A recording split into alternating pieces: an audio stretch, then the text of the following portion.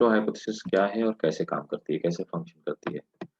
तो फ्लोएम के ट्रांसपोर्ट को एक्सप्लेन करने वाली this is one of the best theory which explain how does transport takes place in phloem. तो देखिए कैसे होता है ये फ्लोएम में ट्रांसपोर्ट। एक मिनट रुको मुझे।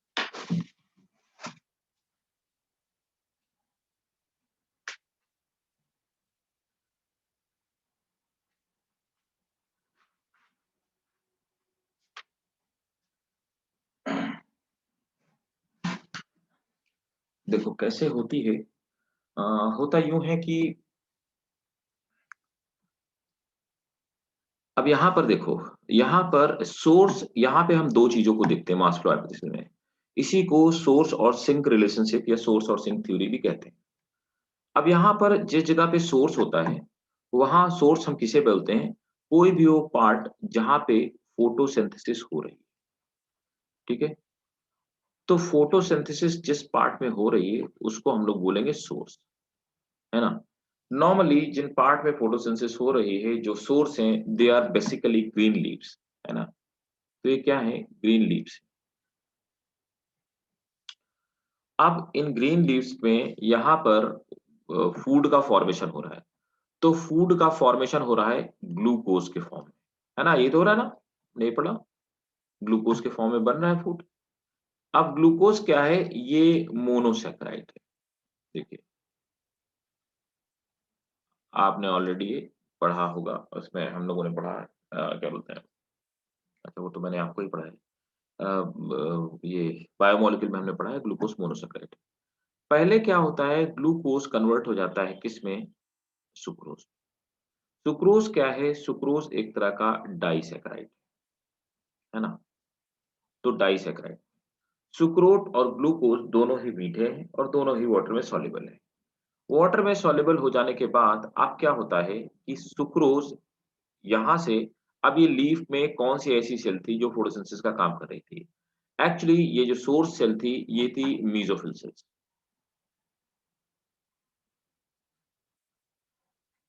तो मीसोफिल सेल में यहाँ पे सुक्रोज का फॉर्मेशन होता है। सुक्रोज ट्रांसफर हो जाता है मीसोफिल सेल से कंपेनियन सेल में। कंपेनियन सेल में सुक्रोज का ट्रांसपोर्शन कैसे होता है? It takes place in through active transport. तो यहाँ पर एक्टिव ट्रांसपोर्ट होता है। तो एक्टिव ट्रांसपोर्ट हो गया। एक्टिव ट्रांसपोर्ट होने के बाद ये लीफ से यहाँ पर कंपेनियन सेल में ग्लूकोज ट्रांसफर हो जाता है, सुक्रोज ट्रांसफर हो जाता है।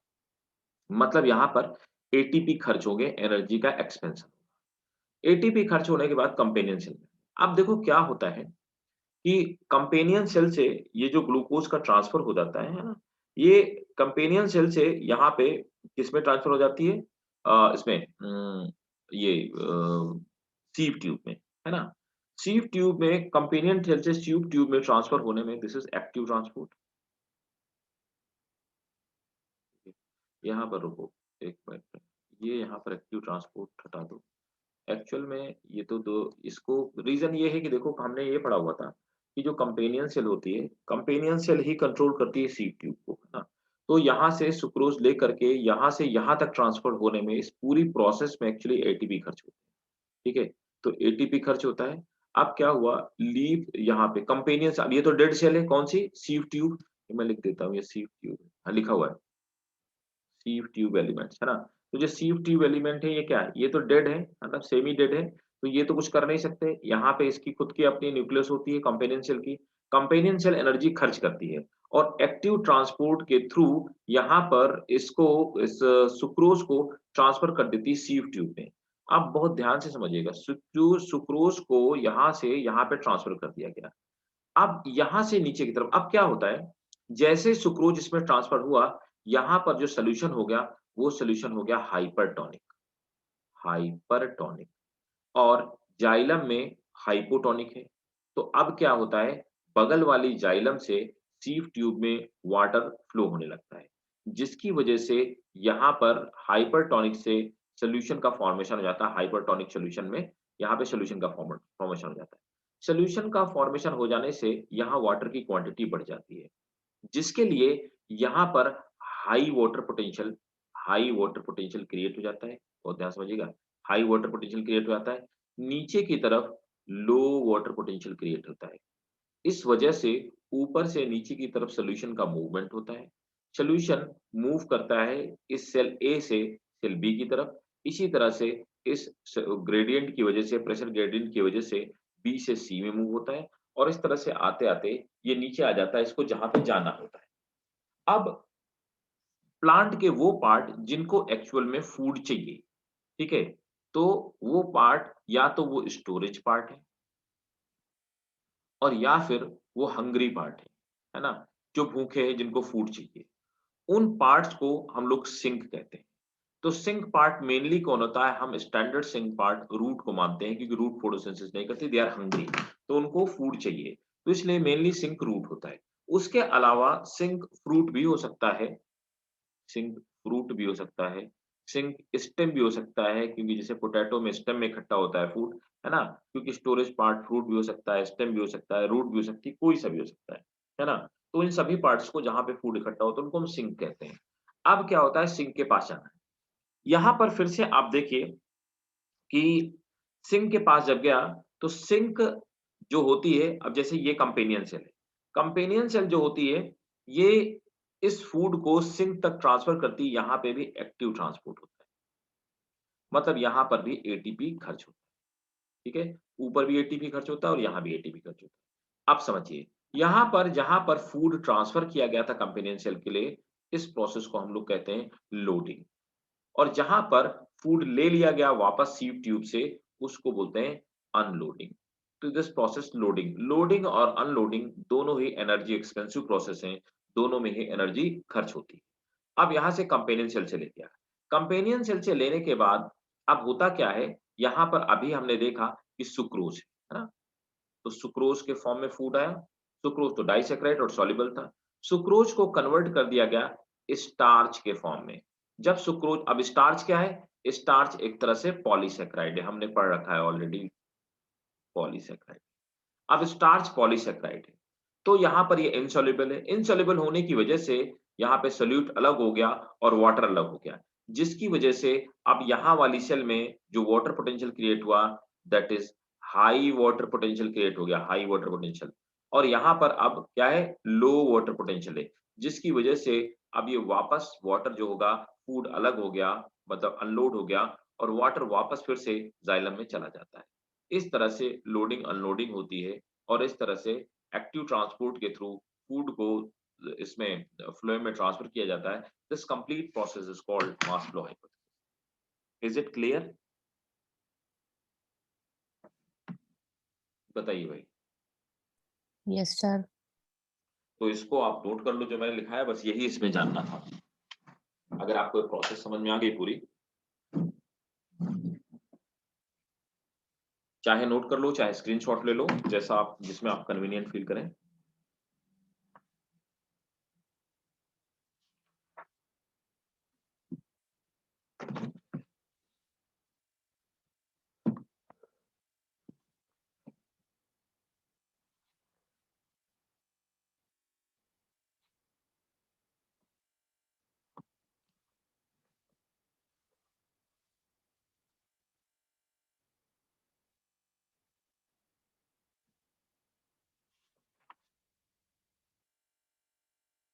बताइएगा, मुझे मैसेज कीजिएगा करके इसको।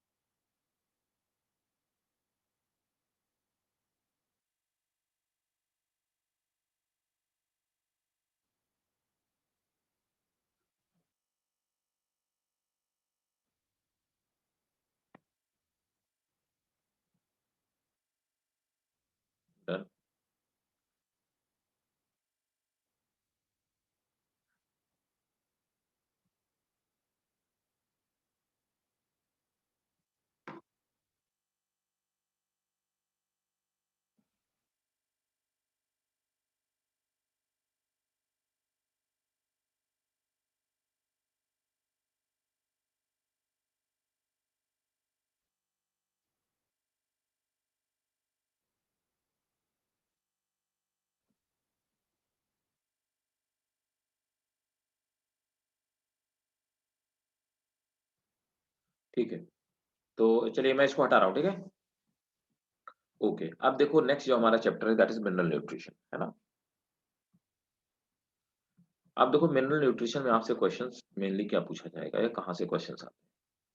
एक तो क्वेश्चन फॉर श्योर आप समझिएगा कि क्वेश्चंस आते हैं डेफिशिएंसी से, है ना? तो अ,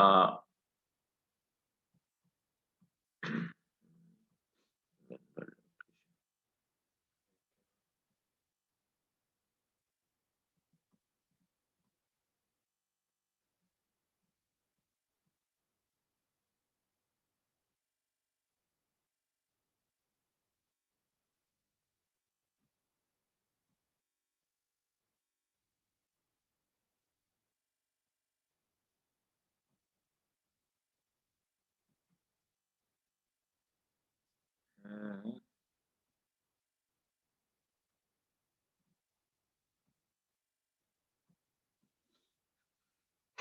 चलो पहले तो कुछ बात बता देता हूँ, उसके बाद फिर आगे की बात करते हैं। डेफिशिएंसी वाला पार्ट मैं बताऊँगा कैसे करना है।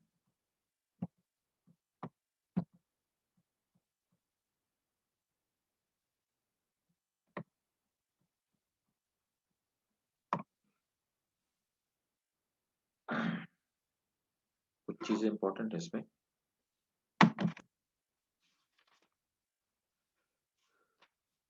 ओहो!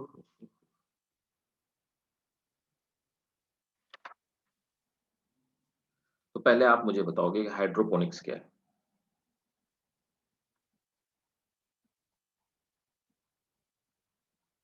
आयशा, क्या है ये हाइड्रोपोनिक्स?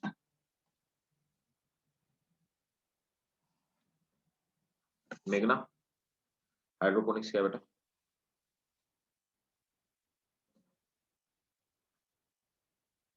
हुँ,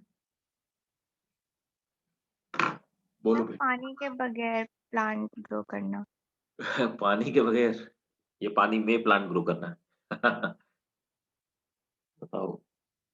जैसे सॉइल के बगैर। हाँ, सॉइल के बगैर, सॉइललेस कल्चर बोलते हैं मीन्स विदाउट सॉइल मतलब वाटर में एक तरह से प्लांट ग्रो करना, है ना? ठीक है? तो अब 1 मिनट रुको ज़रा।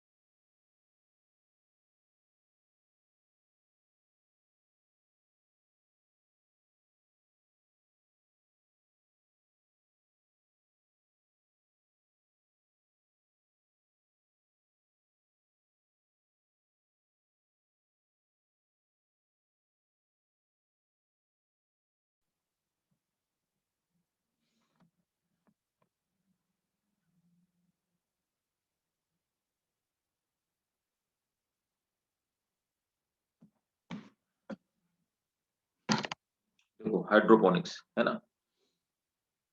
हाइड्रोपोनिक्स क्या है? नोट करेंगे? नोट कर लो। इसमें हम लोग करते क्या हैं पहले मैं आपको बता देता हूँ। देखो, हाइड्रोपोनिक्स में हम क्या करते हैं कि प्लांट को मिट्टी से क्या चाहिए होता है? प्लांट को सॉइल से चाहिए होता है, एक तो वाटर चाहिए होता है, दूसरा क्या चाहिए होता है? मिनरल चाहिए होता है, और तो कुछ नहीं चाहिए होता, बाकी तो सब चीज़ सिंथेसिस करता है अपनी, ठीक है? तो प्लांट को जितने सारे एसेंशियल न्यूट्रिशन हैं, जितने सारे एसेंशियल एलिमेंट्स हैं, हम वो वाटर में मिक्स कर देते हैं और उस वाटर में प्लांट को डाल देते हैं। प्लांट अपने आप ग्रो करता है। This process of culturing plant in lab without help of soil is called hydroponics. ठीक है, नोट करो। This is soilless production of plant. This is soilless production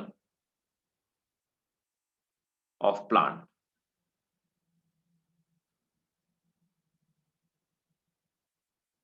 Hydroponics is useful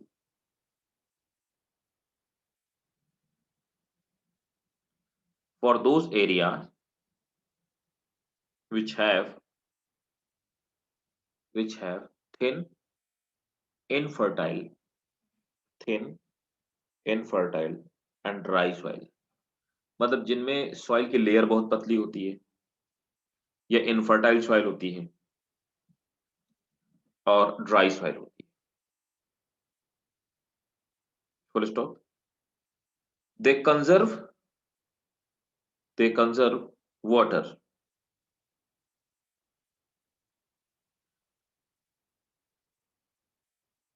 Hydroponics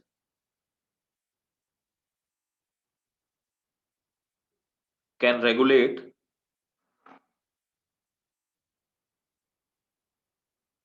pH for soil, pH for soil, full stop. Out of season vegetable,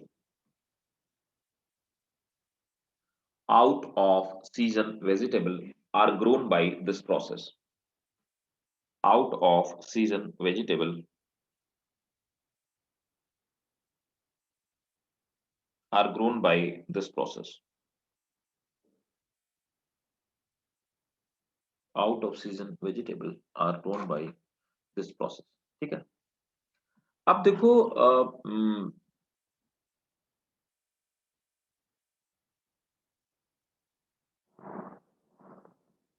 ये process develop किसने की थी ये भी note कर लो।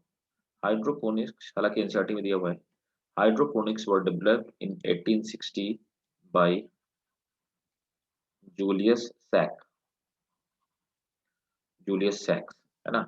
तो जूलियस सैक्स एक बंदा था जिसने हाइड्रोपोनिक्स डेवलप की।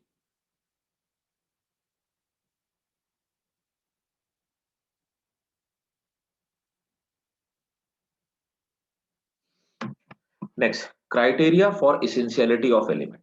तो देखो कौन कौन सी चीजें हैं जिनके बेसिस पे हम कह सकते हैं कि प्लांट के लिए कोई भी एलिमेंट एसेंशियल है या कोई भी एसेंशियल नहीं है।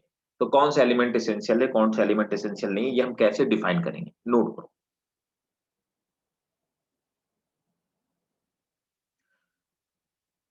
किस बेसिस पे आप कह सकते हैं कि पर्टिकुलर एलिमेंट एसेंशियल है? First, it is indispensable for plant growth. It is indispensable. It is indispensable for plant growth.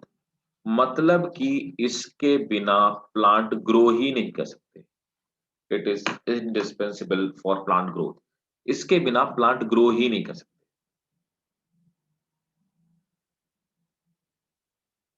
Next, element is directly involved in metabolism of plant. Element is directly involved in metabolism of plant. Element is directly involved in metabolism of plant.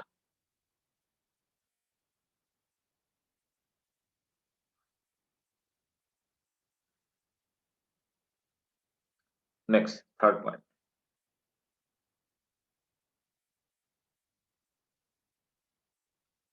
A plant is unable to complete. A plant is unable to complete its vegetative or reproductive.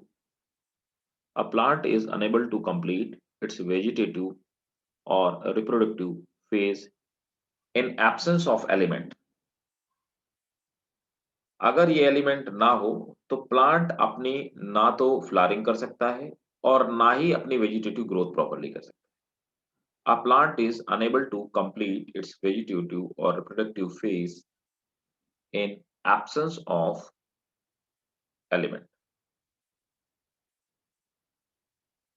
Next,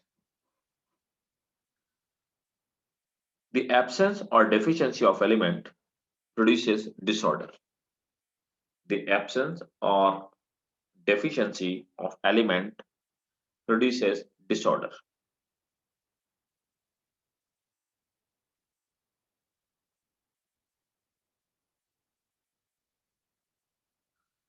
Next, the Sir, element, deficiency. the absence or deficiency of element produces disorder. या तो वो element अगर absent है या even come भी है तो भी प्लांट में कोई ना कोई डिसऑर्डर के सिम्टम प्रोड्यूस हो जाएंगे जिसे पता लग जाएगा कि एलिमेंट है, ये एलिमेंट नहीं है. Next, the element alone can correct disorder. The element alone can correct disorder produced by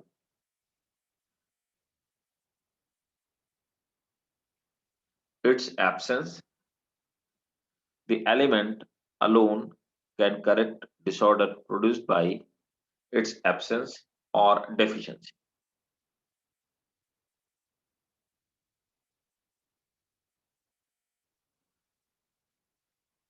The 17 elements have been found to be essential.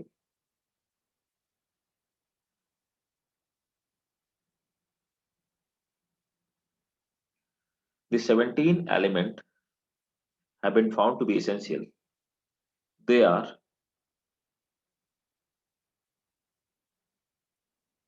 the next point है 17 elements are found to be 17 elements have been found to be essential. They are carbon, hydrogen, oxygen, nitrogen, phosphate, potassium, sulfur, magnesium, calcium, iron, boron, manganese, copper, zinc, molybdenum, chloride, and nickel. ये तो essential element and the other are called non-essential element.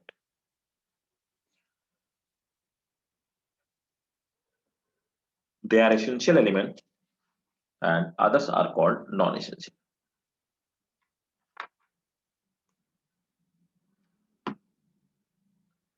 अब देखो essential element जो होते हैं इनकी अलग अलग अमाउंट में रिक्वायरमेंट होती है ना. तो अमाउंट के बेसिस पे हमने इसेंशियल एलिमेंट्स को दो कैटेगरी में डिवाइड किया, आपने पढ़ा होगा. तो on the basis of amount, है ना, on the basis of amount. अब अमाउंट के बेसिस पे जो एलिमेंट ज्यादा चाहिए उनको हम कहते हैं मैक्रो एलिमेंट. तो मैक्रो एलिमेंट वो एलिमेंट है which are required in large quantity, है ना. तो मैक्रो एलिमेंट में ये इनकी जरूरत पड़ती है 1 to 10 मिलीग्राम, 1 to 10 मिलीग्राम पर ग्राम ऑफ ड्राई वेट. मतलब कि अगर किसी भी प्लांट के 1 ग्राम ड्राई वेट में, ड्राई वेट होता है कि प्लांट जितना अपना ऑर्गेनिक इनऑर्गेनिक मटेरियल अपनी बॉडी में स्टोर करके रखता है, उसमें से वाटर को रिमूव कर दिया जाए। तो अगर हम वाटर को रिमूव कर दें, मतलब उस सारे पार्ट को डिहाइड्रेट कर दें, तो वो ड्राई में कन्वर्ट हो जाता है ना? उसमें से जैसे 1 ग्राम ड्राई वेट है, उसमें से कितना पार्ट होता है जो कि ये एलिमेंट के फॉर्म में होती है, एलिमेंट जितने में पाए जाते हैं। तो 1 टू 10 मिलीग्राम, है ना? 1 से 10 मिलीग्राम में होने चाहिए। अगर इतने अमाउंट में 1 ग्राम ड्राई वेट में मौजूद है, तो हम उसको माइक्रो एलिमेंट, ठीक है? तो नोट करेंगे। Micro element are usually involved in synthesis of organic molecule and synthesis of organic molecule. तो मतलब कुछ फूड वगैरह, प्रोटीन वगैरह या फैट वगैरह कुछ बनाने का काम करेंगे, लैटेक्स वगैरह बनाने का काम करेंगे। Synthesis of organic molecule and development of osmotic potential and development of osmotic potential, है ना? They are 9 in number: carbon, hydrogen, oxygen, nitrogen, phosphate, potassium, sulfur, magnesium and calcium, ठीक है? इनको हम मैक्रो एलिमेंट बोलते हैं।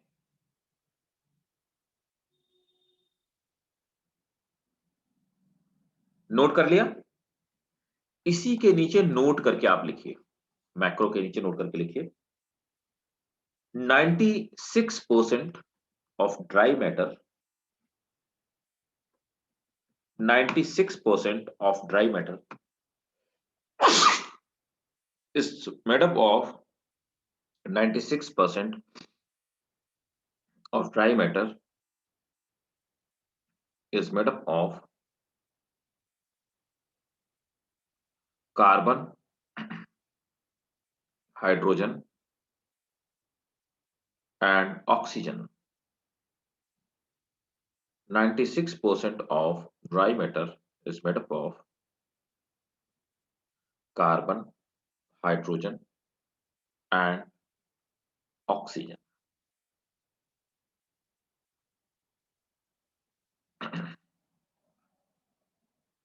नेक्स्ट, अब आ जाते हैं माइक्रो एलिमेंट्स के बारे में। तो देख लेते हैं माइक्रो एलिमेंट्स क्या होते हैं। सेकंड है micro.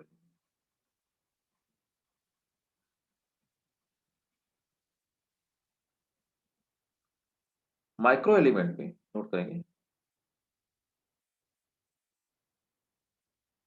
The elements occur the elements which occur less than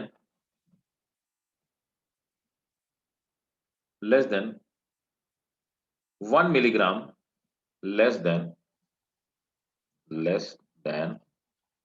1 milligram per gram of dry matter, per gram of dry matter are called microelement.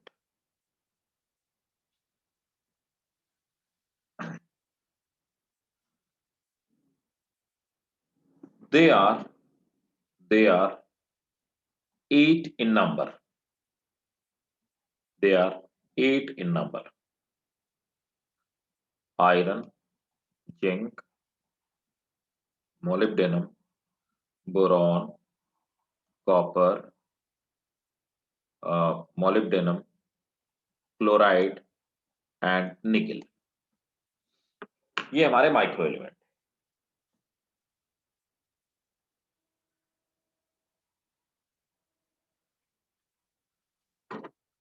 Further हम इनको दो कैटेगरी में और डिवाइड करते हैं। एक वो जो हमारे मिनरल एलिमेंट्स होते हैं, दूसरे non mineral element. So mineral element, ये डिफरेंट क्लासिफिकेशन है, mineral element and non mineral element. Non mineral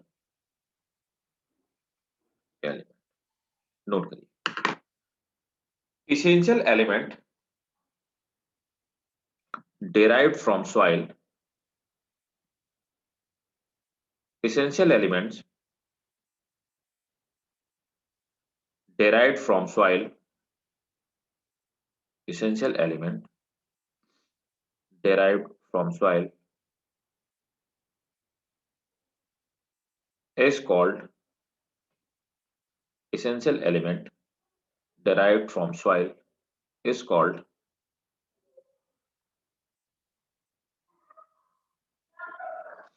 essential element derived from soil is called mineral element, and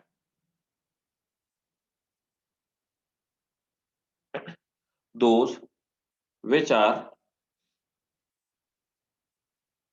derived from water,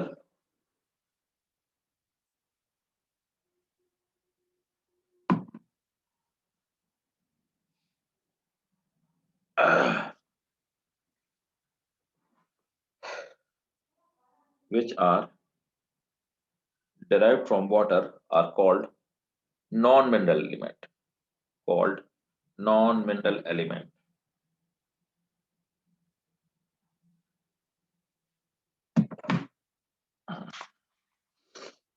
तो देखो ये तो हो गया मिनरल और non mineral element, essential element क्या होते हैं, नॉन। इसमें सबसे इंपॉर्टेंट चीज जो क्वेश्चन पूछा जाता है, आप चेक करोगे पुराने क्वेश्चन पेपर में फ्रिक्वेंटली क्वेश्चन पूछा गया है ना। एक मिनट दो मुझे, मैं वो थोड़ा सा मैंने ग्रुप में शायद दिया भी है, मैं जरा चेक कर लूँ, अगर मेरे पास है तो मैं आपको स्क्रीन पे समझा देता हूँ और वो मैं ग्रुप में शेयर कर दूंगा। तो लिखने में टाइम वेस्ट नहीं होगा आपका, है ना। Just give me 1 minute. बाकी बच्चों को तो इट्स देयर। एक मिनट जरा मैं देख लूँ मेरी लैपटॉप में है कि नहीं।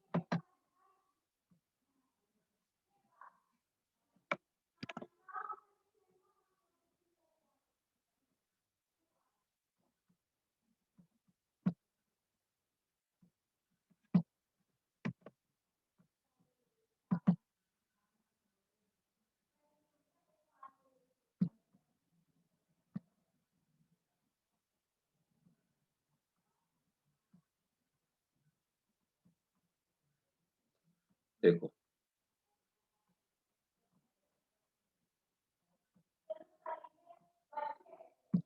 ये मैं अभी निष्कर्ष जी को दे दूंगा, आपको शेयर कर देंगे, तब तक आप समझो इससे बात, है ना।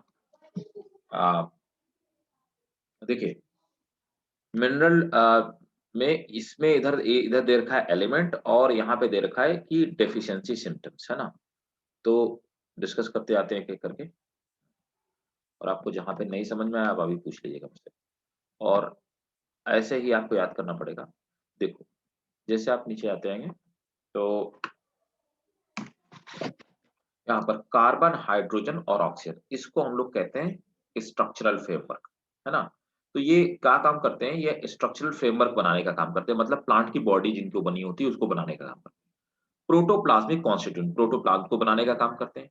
हाइड्रोजन हाइड्रोजन आयन, ठीक है, गवर्न पीएच वैल्यू, है ना, हाइड्रोजन इनमें पीएच वैल्यू गवर्न करता है।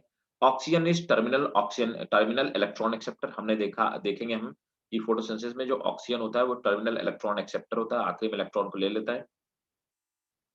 स्टोरेज ऑफ फूड का काम करते हैं।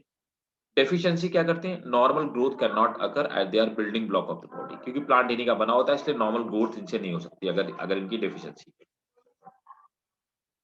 अब देखिए nitrogen, they are required for synthesis of amino acid, protein, nucleic acid, vitamins, hormones, coenzymes and chlorophyll, ठीक है।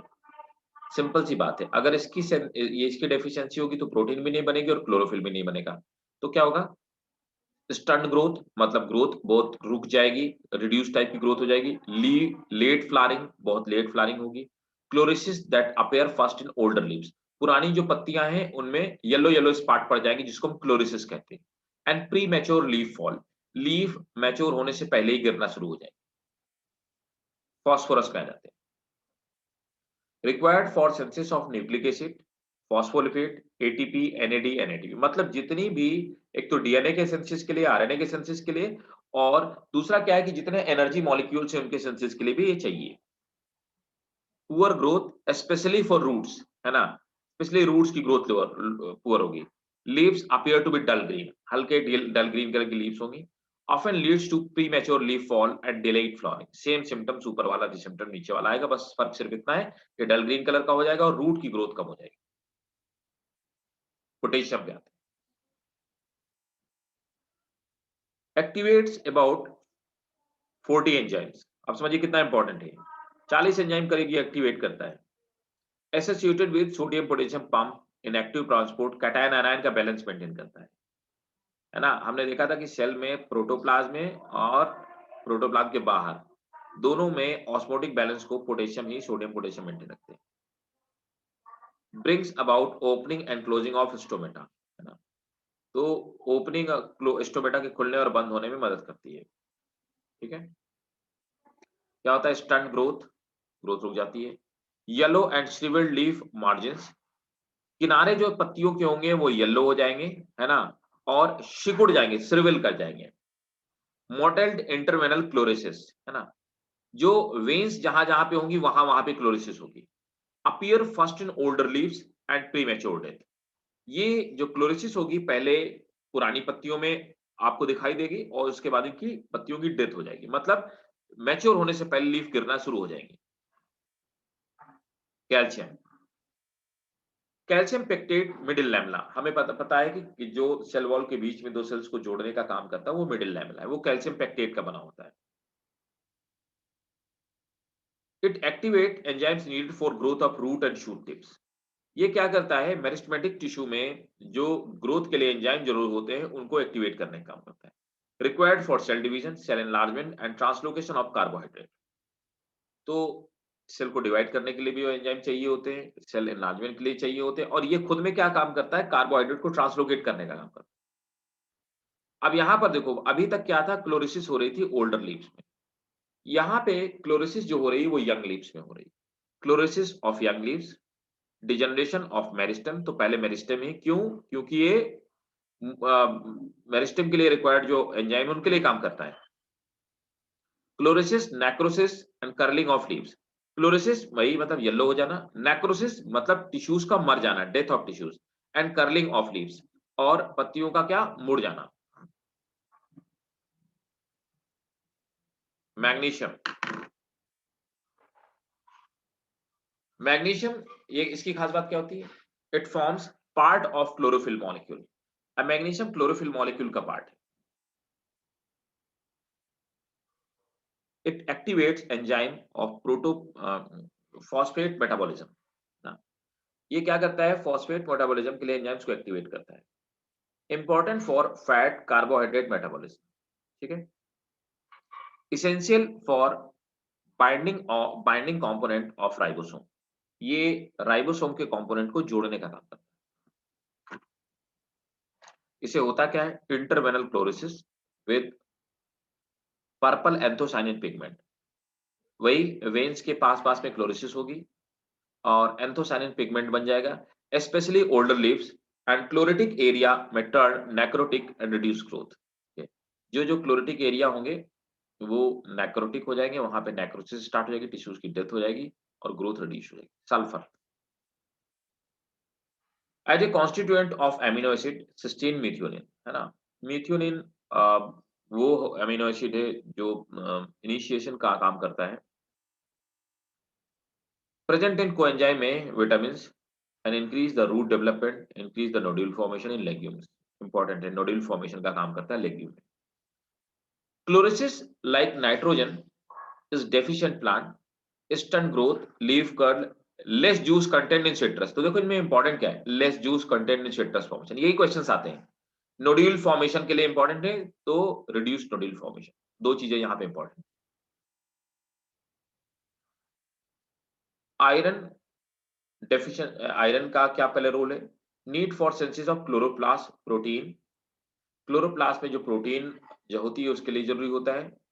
Affect the chlorophyll and carotenoid synthesis, ठीक है, क्लोरोफिल और कैरोटीनॉइड की सिंथेसिस को अफेक्ट करता है। This is the constituent of ferredoxin and cytochrome and it activate and catalyse enzymes.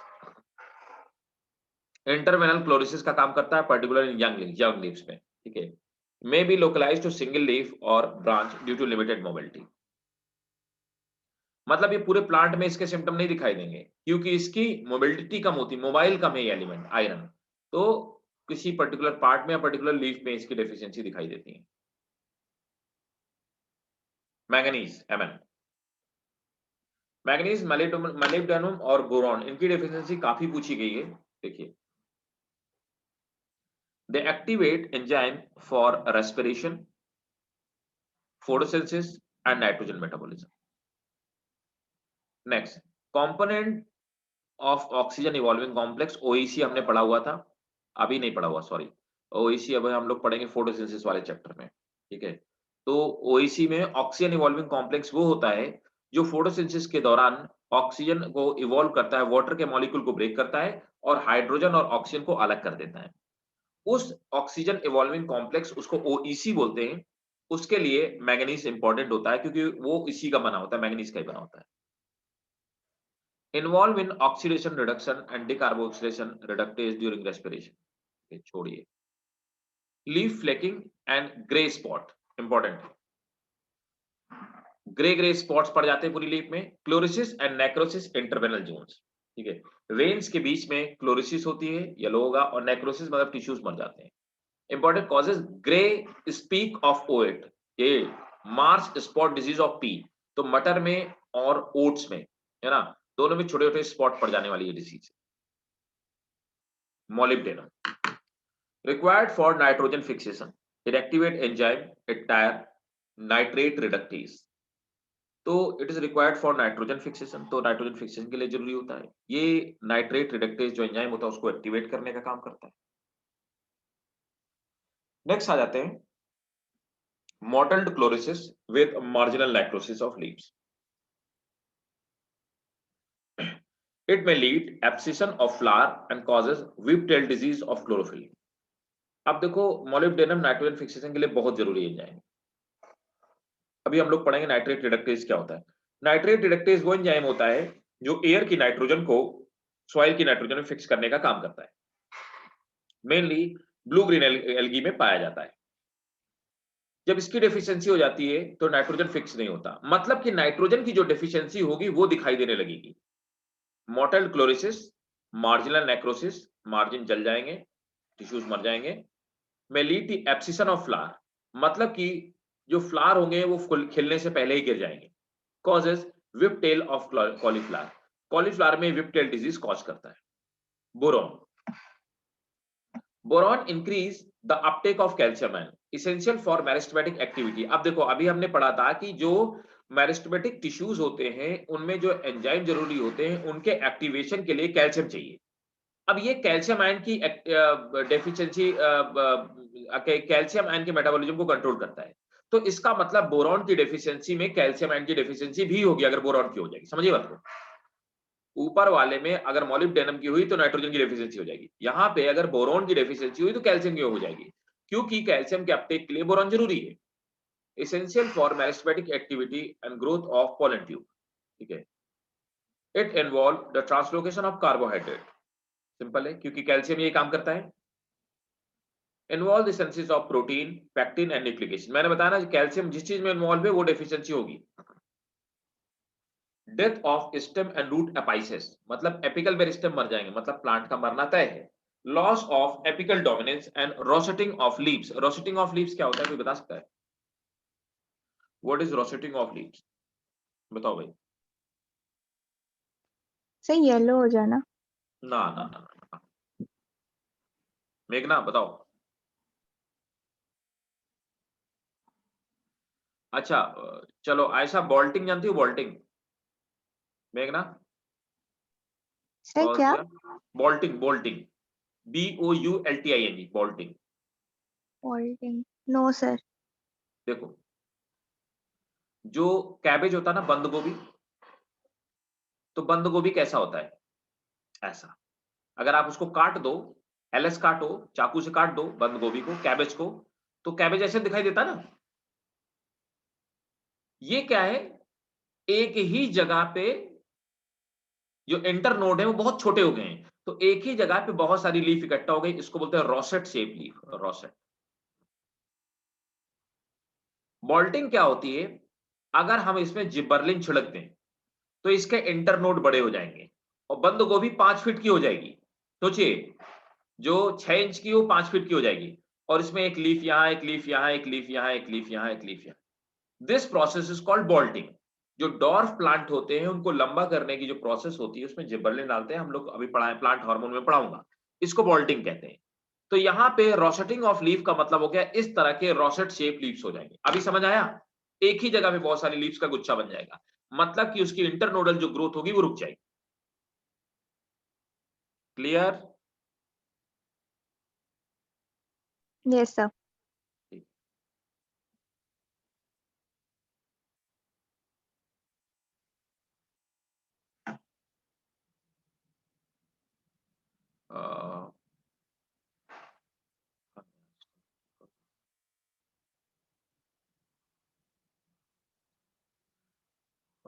Copper,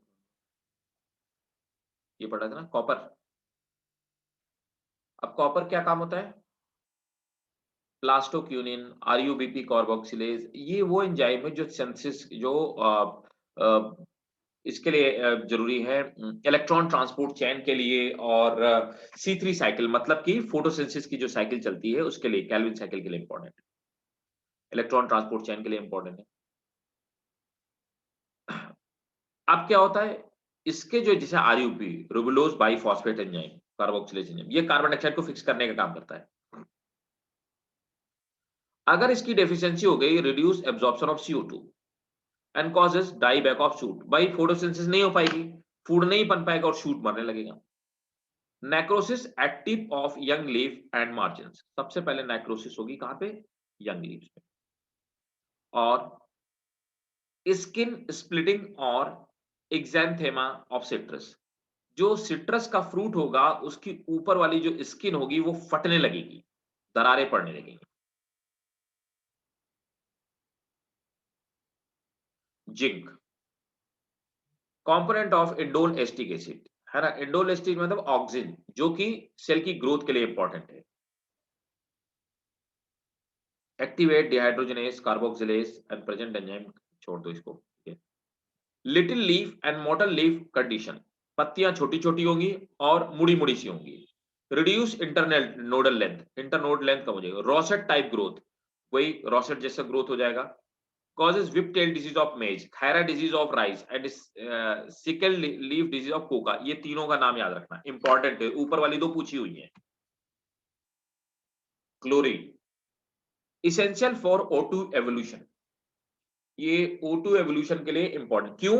oxygen evolving complex दो चीज से मिलकर बना होता है, एक तो क्लोरीन से मिलकर बना होता है, दूसरा ये बना होता है इसे Mn से, मैंगनीज से मिलकर के, है ना। तो इसलिए ये एक तो इस एंजाइम को एक्टिवेट करने का काम करता है ना, ऑक्सीजन इवॉल्विंग कॉम्प्लेक्स को। ब्रॉन्ज कलर लीव्स, सुनहले रंग की जो लीव्स होंगी वो हो जाएंगी, है ना। Chlorosis, necrosis, soil and root tip, chlorosis होगी, नेक्रोसिस होगी, रूट की टिप्स फूल जाएगी। फ्लावर एब्सिशन मतलब कि फ्लावर पहले गिर जाएंगे, है ना। निकल मेटाबॉलिज्म ऑफ यूरिया और यूराइड्स, मतलब नाइट्रोजन वेस्ट का मेटाबोलाइज करता है। लीफ टिप नेक्रोसिस, जो पेड़ों की पत्तियां होंगी उनके टिप्स खराब हो जाएंगे। इसमें से इंपॉर्टेंट क्या है? मैंगनीज, जो मैंने आपको ऊपर बताया, Mn, Mo, बोरॉन खूब पूछा जाता है। कॉपर समटाइम आस्क, है ना।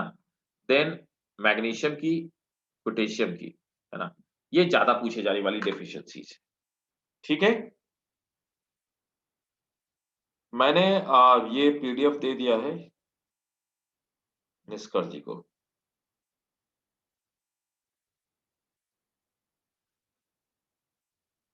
ये आपको दे देंगे। बोलो भाई, कोई डाउट?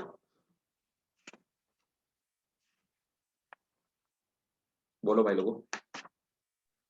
सर वो हमारे ग्रुप पे नहीं भेजते। नहीं, अच्छा तो आयशा, तुम्हारा ग्रुप अलग है क्या? ये ड्रॉपर से अलग है क्या? यस सर, वो 12th का ग्रुप अलग है। अच्छा रुको, तुम्हारा, तुमने तो शायद, मतलब तुम्हारा नंबर तो होगा मेरे पास। नहीं है ना? आयशा तुम मुझे पिंक कर देना, ठीक है ना, मैं तुम्हें पर्सनली भेज दूंगा, ठीक है। ठीक है सर। नंबर है ना मेरा तुम्हारे पास? Yes sir. हाँ तो ठीक है, वही 83 वाला, तो एक ही नंबर है हालांकि मेरे पास, तो उसमें पिंक कर देना, मैं आपको शेयर कर दूंगा, है ना। और बाकी लोगों को मैंने शेयर कर दिया है, तो निष्कर जी आपको दे देंगे। अब देखो, इसमें दूसरा जो क्वेश्चन आपसे पूछा जाएगा, है ना, वो नाइट्रोजन, इससे पूछा जाएगा नाइट्रोजन फिक्सेशन और नोड्यूल फॉर्मेशन से। अब आते हैं उस वाले पार्ट। फौजिया, मेघना, कोई दिक्कत अभी तक? बताओ भाई, बोला करो, तुम लोग बोलते कम हो भाई। No sir.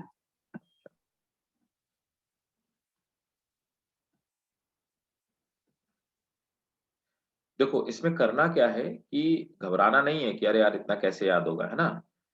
क्योंकि नॉर्मली क्या होता है कि आप लोग टेंशन में आ जाते हो कि अरे यार कैसे याद होगा। देखो मेरी बात को समझो, कंपटीशन स्मार्ट बच्चों का है। स्मार्टनेस क्या है?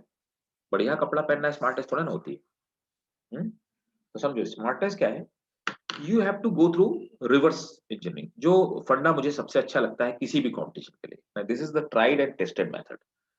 तो आपको करना क्या है, आपको जो पुराने पेपर है पिछले 12 साल के, वो पेपर सॉल्व करोगे, so you will encounter and you will come to know कि कौन से एलिमेंट्स हैं जो फ्रीक्वेंटली पूछे जा रहे हैं और कौन सी डिजीज हैं जो फ्रीक्वेंटली पूछे जा रहे हैं। You have to pick up those points only, जैसे मैं आपको बता रहा था कि ये ज्यादा पूछा जाता है, वो ज्यादा पूछा जाता है, ये डिजीज ज्यादा पूछा जाता है, मैं बोलता हूँ स्टार बनाओ, नोट करो। So what is that? ऐसा थोड़ा ना कि मुझे पता है कि ये आएगा, ये आ सकता है। इंपॉर्टेंट थिंग इज दिस कि जिस टाइप के और जो क्वेश्चंस, जो फैक्चुअल चीजें या जो कॉन्सेप्चुअल चीजें फ्रीक्वेंटली पूछी जा रही है, those are the important for competition. And this sense come when you will yourself try hard for solving the previous year question papers.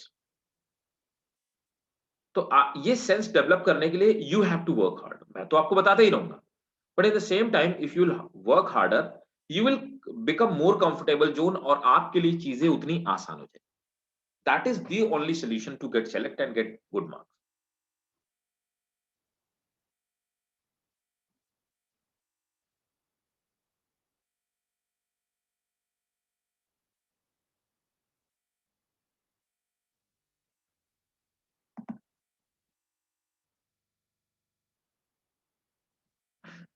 अब देखो नाइट्रोजन फिक्सेशन की बात करते हैं एक बार।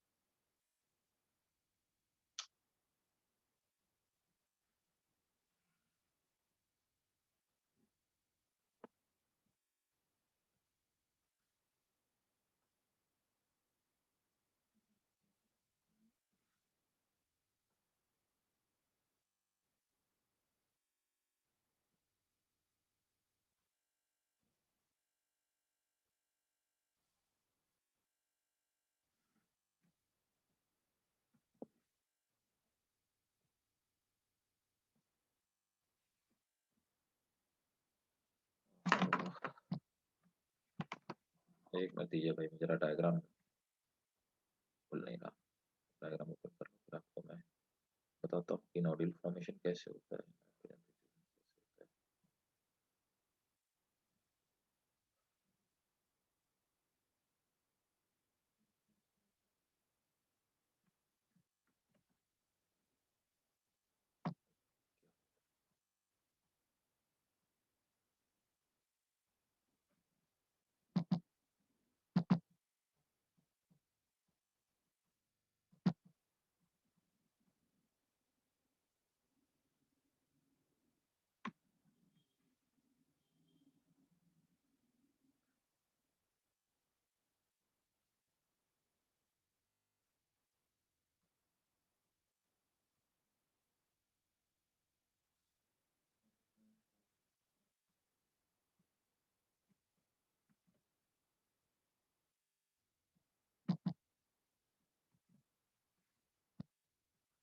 ठीक है, तो पहले हमारा एक नाइट्रोजन साइकिल है, सिंपल सा मैं आपको हल बता देता हूँ, हालांकि आप लोगों को ऑलरेडी आता होगा।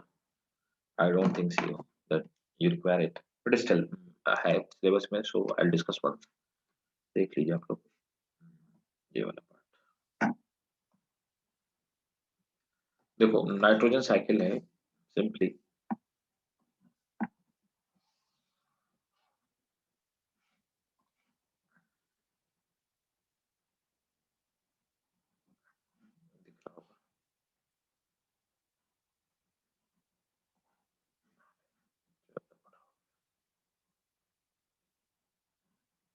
देखो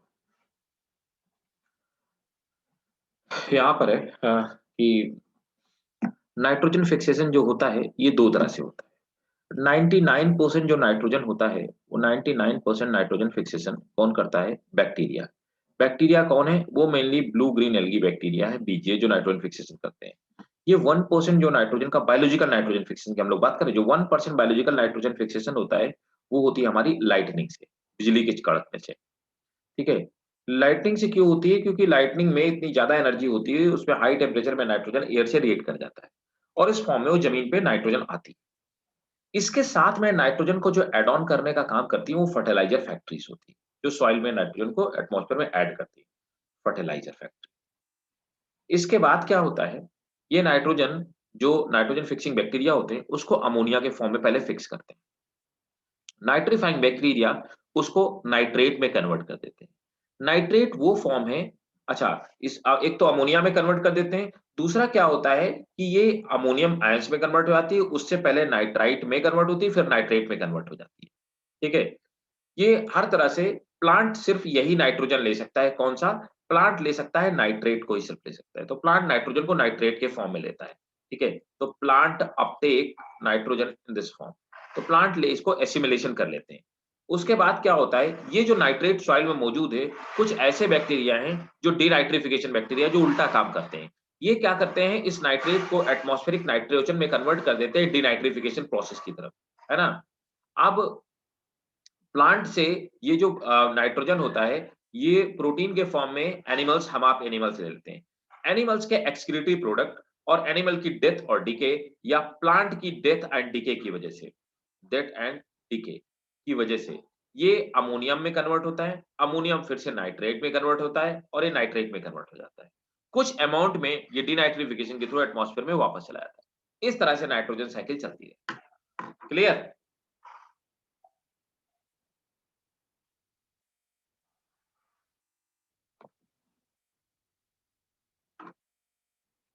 नोट कर लो, एक दो पॉइंट इसमें भी नोट कर लो।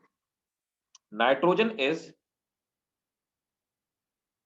The fourth most prevalent, nitrogen is the fourth most prevalent element.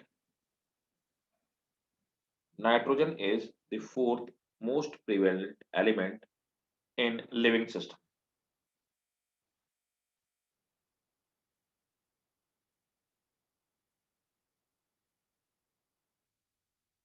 Nitrogen is the fourth most prevalent element in living system.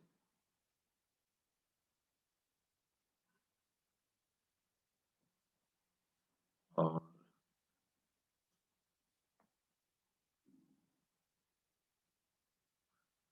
Plants obtain nitrogen, next point है plants obtain nitrogen from soil, plant obtain nitrogen from soil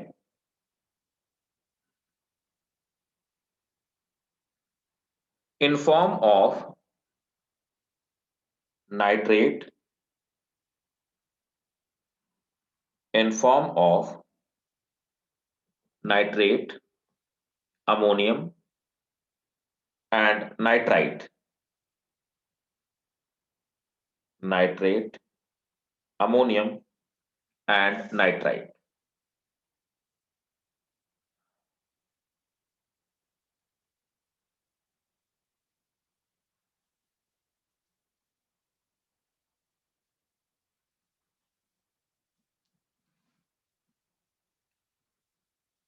अब देखिए कुछ free living bacteria है ना, जो nitrogen fixation का काम करते हैं।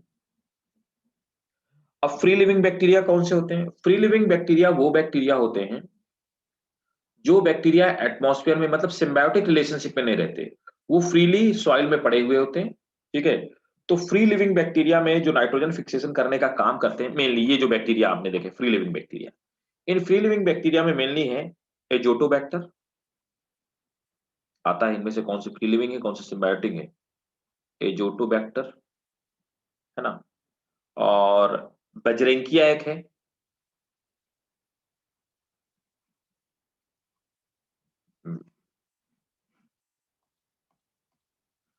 BEIJERINCKIA,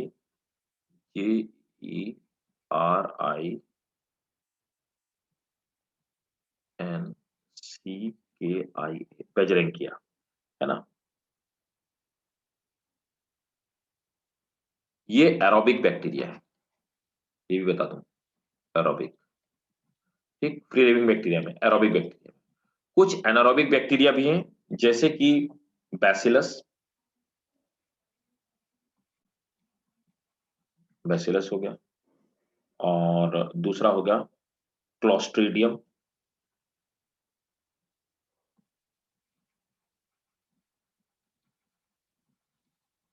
ये एनारोबिक बैक्टीरिया है दोनों, they both are anaerobic bacteria. ये जो फ्री लिविंग बैक्टीरिया होते हैं दे फिक्स नाइट्रोजन, तो इनकी खास बात क्या होती है फ्री लिविंग वालों की? फ्री लिविंग बैक्टीरिया जो होते हैं ये 10 से 25 किलोग्राम, 10 to 25 किलोग्राम जो नाइट्रोजन होता है, ये नाइट्रोजन पर हेक्टेयर और पर एनम, हर साल इतना नाइट्रोजन पर हेक्टेयर में फिक्स करते हैं।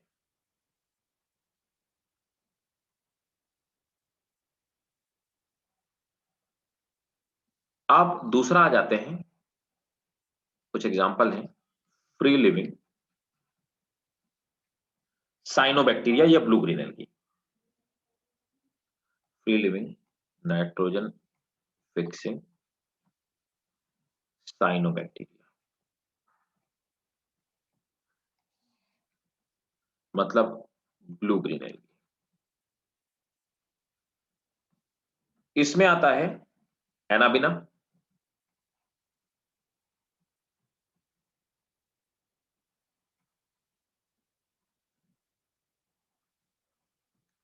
एनाबिना, नॉस्टॉक, एनाबिना, नॉस्टॉक आता है, एलूसोरिया आता है।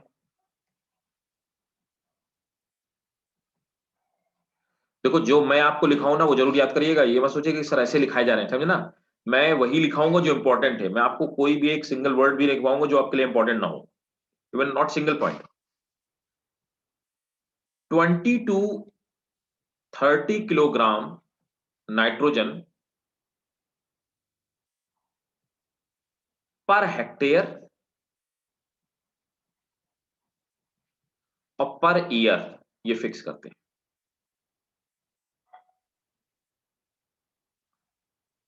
अब थर्ड आ जाते हैं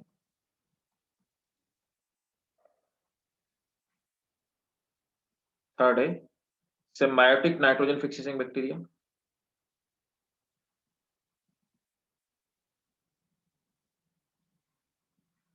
वो बैक्टीरिया जो किसी ना किसी के साथ में सिम्बायोटिक रिलेशनशिप बना के रखते हैं। सिम्बायोटिक नाइट्रोजन फिक्सिंग बैक्टीरिया जो मेनली हैं, इनमें मेनली तो आते हैं एनाबिना, आपने दोनों ही पढ़ा होगा, एनाबिना और नॉस्टॉक, ये मेन बैक्टीरिया है। एजोला एक बैक्टीरिया है, ये फर्न में पाया जाता है, वाटर फर्न में हम लोगों ने पढ़ा हुआ है, एजोला पे पाया जाता है ना। ये इसके एग्जांपल हो गए। चौथे आते हैं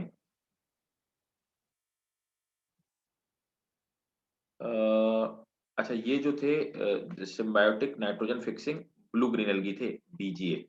तो एनाबिना एक बीजीए है, अजोला एक बीजीए है, ब्लू ग्रीन एल्गी है, और नॉस्टॉक भी एक ब्लू ग्रीन एल्गी है। इसी तरह से सिम्बायोटिक नाइट्रोजन फिक्सिंग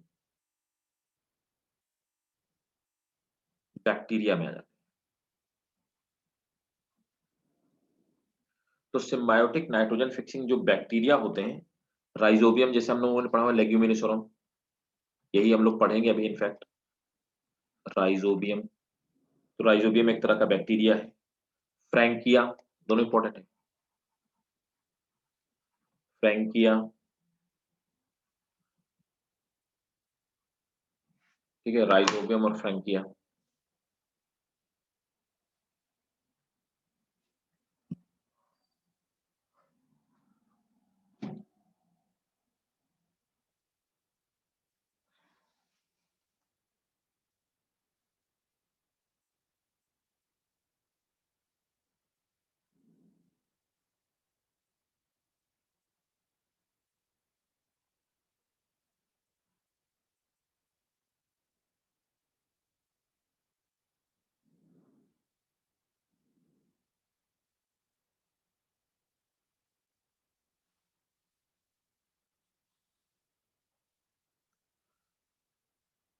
नोट कर लिया।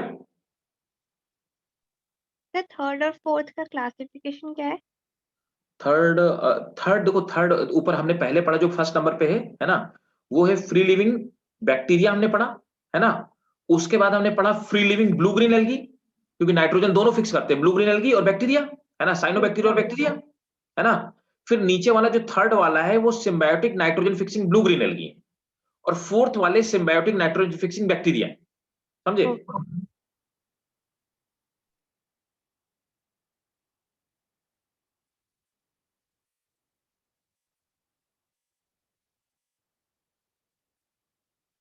ये एग्जांपल जरूर से याद रखना, आप पुराने क्वेश्चन पेपर में देखिएगा, मतलब पूछे गए हैं क्वेश्चंस।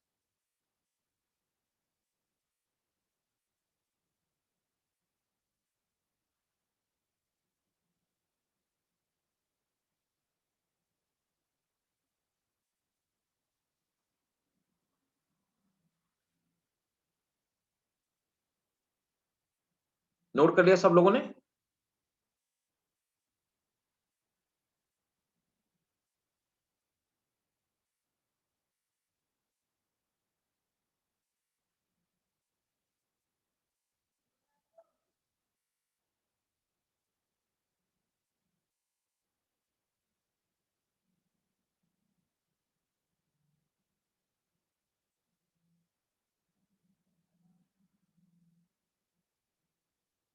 हो गया भाई, Fauzia, yes sir. Done. Yes sir. ठीक है, चलो मैं हटा रहा हूँ, ठीक है ना।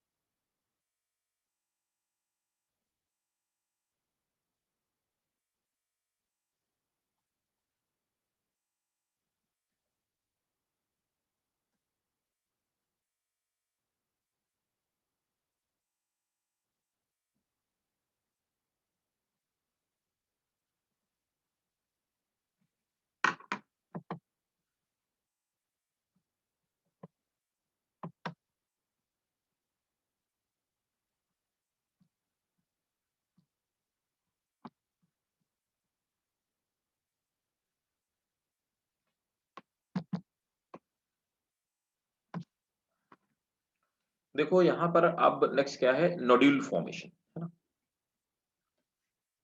नोड्यूल फॉर्मेशन में क्या होता है कि समझिएगा, सबसे पहले जो बैक्टीरिया होता है, वो बैक्टीरिया मेनली ये वाला हम लोग नोड्यूल फॉर्मेशन पढ़ रहे हैं, राइजोबियम इस तरह से करता है ना। ये राइजोबियम बैक्टीरिया है, दिस इज एक्चुअली राइजोबियम। तो देखो अब आप समझ गए कि ये सिम्बायोटिक नाइट्रोजन फिक्सिंग बैक्टीरिया है, ना कि ब्लू ग्रेनल। ये रूट हेयर के आसपास राइजोबियम जाकर के पहले इकट्ठा होते रहते हैं, है ना। और बैक्टीरिया रूट हेयर के, बहुत ध्यान से समझना, बैक्टीरिया रूट हेयर के चारों तरफ इकट्ठा हो जाते हैं, और इकट्ठा होने के बाद ये करते क्या है, एक ये अपनी बॉडी से, बैक्टीरिया अपनी बॉडी से एक चीज रिलीज करते हैं, they release nod factor. They release, important है, पूछा हुआ है, they release nod factor. Nod factor क्या करता है, नॉट फैक्टर जाकर के पहले it causes curling of root, root curling होने लगती, कर्लिंग ऑफ रूट पहला काम करता है। और दूसरा इंपॉर्टेंट काम क्या करता है कि ये बैक्टीरिया डिग्रेड करता है सेल वॉल को, सेल वॉल को ब्रेक करता है, इट डिग्रेड सेल वॉल, ये सेल वॉल को डिग्रेड करने का काम करता है ना। और इन्फेक्शन थ्रेड बनाने का काम करता है, इन्फेक्शन इन्फेक्शन थ्रेड बनाने का काम करता है ना। अब देखो ये क्या करता है, अंदर जाने के बाद धीरे धीरे बैक्टीरिया यहां से एंट्री करना शुरू कर देता है ना? अब इसके बाद स्वेलिंग कैसे होती है, नोड्यूल का फॉर्मेशन कहते होता है। अंदर जाने के बाद इन्फेक्शन थ्रेड पहले यहां पे गया, ये कर्लिंग ऑफ रूट होने के बाद फिर ये कॉर्टेक्स में पहुंच जाता है। तो इनर कॉर्टेक्स में पहुंचने के बाद और पेरीसाइकिल लीव्स के, ये सेल्स के अंदर पहुंचने के बाद, तो पेरीसाइकिल और कॉर्टेक्स के बाद जब ये पहुंच जाता है, तो वहां पे नोड्यूल का फॉर्मेशन करता है। अब नोड्यूल फॉर्मेशन कैसे करता है, ये वहां जाकर के जो जीन होता है, इसका जो जीन होता है, इट स्टिमुलेट ऑक्सिन फॉर्मेशन। तो ये ऑक्सिन जो हार्मोन होता है, उसको फॉर्म करने का काम करता है, कहां पे, कॉर्टिकल सेल में, ऑक्सिन फॉर्मेशन एंड दूसरा hormone cytokinin formation. Cytokinin formation पर तो आप लोग चुके ही होंगे, साइटोकाइनिन का फॉर्मेशन का काम करता है। तो ऑक्सिन और साइटोकाइनिन का फॉर्मेशन करता है, जिसकी वजह से क्या होता है, नोड्यूल का फॉर्मेशन हो जाता है। नोड्यूल, सेल डिवाइड करती है और नोड्यूल फॉर्मेशन टेक्स प्लेस, है ना। तो नोड्यूल फॉर्मेशन से टेक्स प्लेस, इससे नोड्यूल फॉर्म हो जाती है। दूसरा क्या होता है,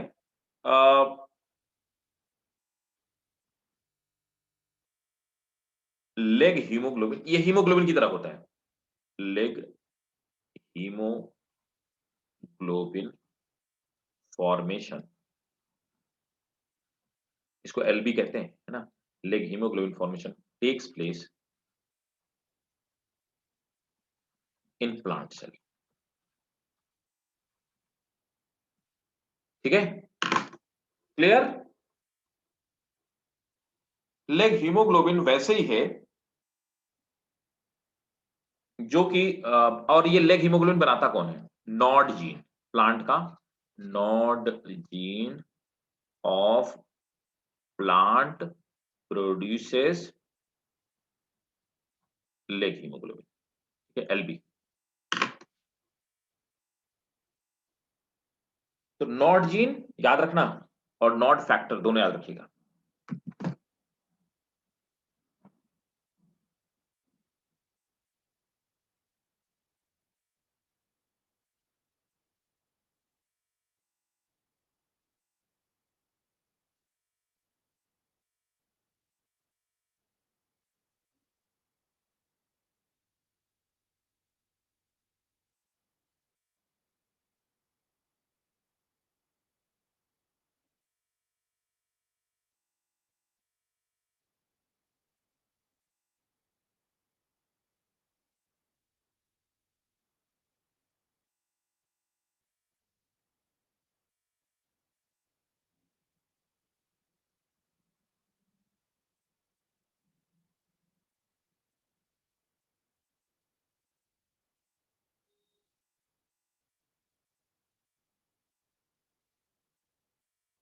नोट करके बताइएगा भाई। Done sir. डन, ठीक है। तो अब कल हम लोग पढ़ेंगे कि किस तरह से इसमें आगे नाइट्रोजन फिक्सेशन होता है ना, और इतना कर लीजिएगा, ठीक है। और वो जो मैंने वो दिया है उसमें उसको अंडरलाइन करके पढ़ लीजिएगा, कोई दिक्कत हो तो एक बार पूछ लीजिएगा, ठीक है। फौजिया, कोई दिक्कत? No sir. मेघना, कोई दिक्कत? Ayesha, all done, no all sir. Clear? Yes sir. ठीक है, तो चलिए मिलते हैं कल, ठीक है। Bye bye, take care, have a good day.